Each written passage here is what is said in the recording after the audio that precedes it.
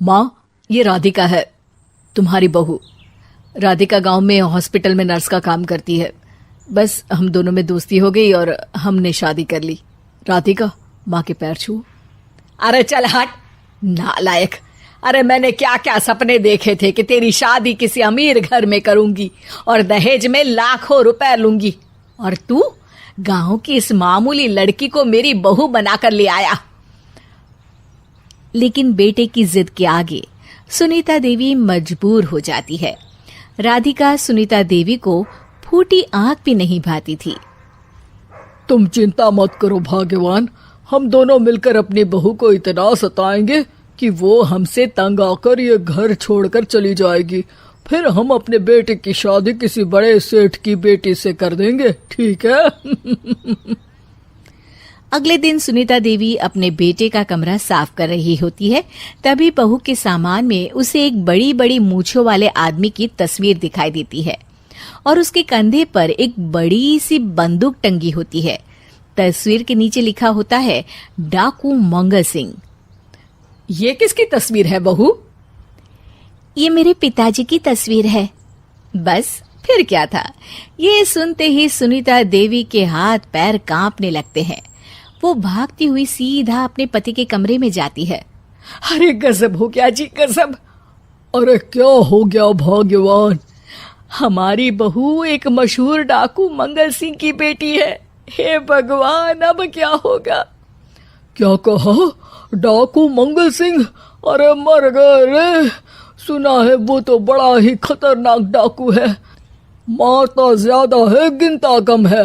लोग पुलिस वाले भी उसके नाम से कांपते हैं। अरे सुना है वो तो हर हफ्ते 2-4 लोगों का ऊपर का टिकट कटवा ही देता है।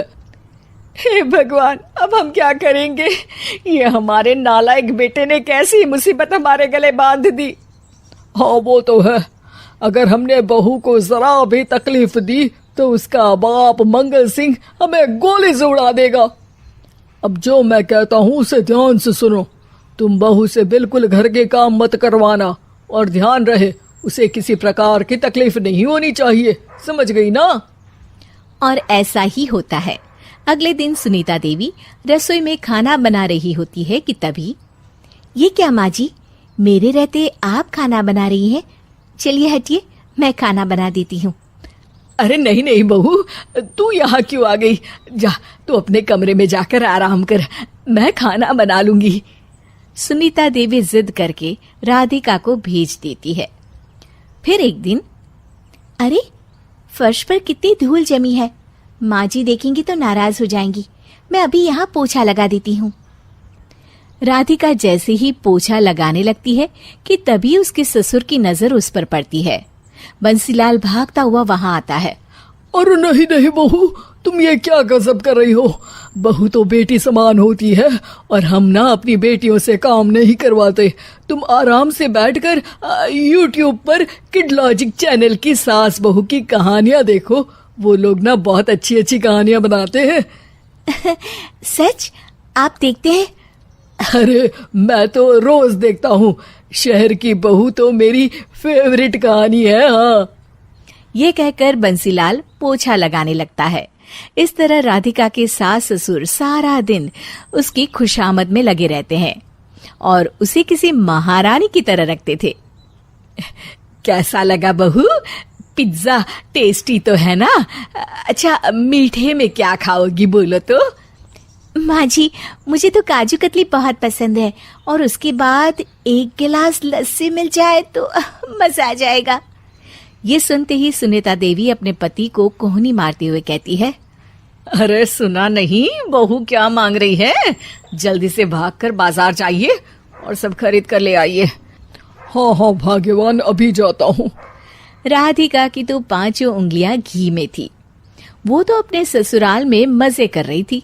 दूसरी तरफ राधिका की सास उसके लिए कभी नई साड़ी खरीद लाती तो कभी उसके लिए नए गहने बनवा देती। फिर एक दिन डाकू मंगल सिंह अपनी बेटी राधिका से मिलने अपने आदमियों के साथ आता है।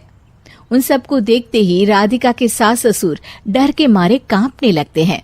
मर गया रे। डाकू मंगल सिंह तो सच में कितना डरावना दिखता है, ऊपर से इतनी बड़ी बंदूक लेकर घूमता है। कैसे हैं समधी जी? क्या हुआ? आप इतना घबरा क्यों रहे हैं? और आपको इतना पसीना क्यों आ रहा है? आपकी तबीयत तो ठीक है ना? जी अभी तक तो ठीक है, पर लगता है बहुत जल्द खराब होने वाली है। क्या कहा आपने? जी जी कुछ नहीं, बताइए बताइए कैसे आना हुआ।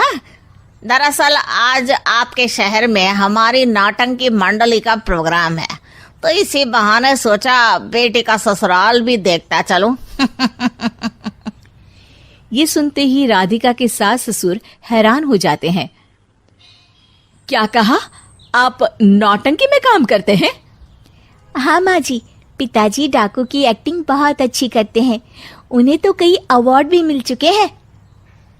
और ये बंदूक, ये तो असली लगती है। तभी राधिका के पिताजी अपनी नकली मूंछ निकालते हुए कहते हैं, इस मूंछ की तरह यह बंदूक भी नकली है। ये तो छर्रे वाली बंदूक है, इससे तो मैंने आज तक चिड़िया भी नहीं मारी। और खोदा पहाड़ निकला चूहा। इसका बाप तो मामूली नौटंकी वाला निकला, और हम इससे डर कर बहू की नौकरों की तरह सेवा कर रहे थे।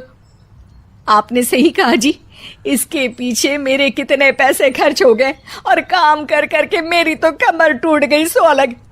अरे बहू, तूने अपने पिताजी के बारे में हमें पहले क्यों नहीं बताया? राधिका मुस्कुराते हुए कहती है, आपने तो कभी पूछा ही नहीं ना माँ जी।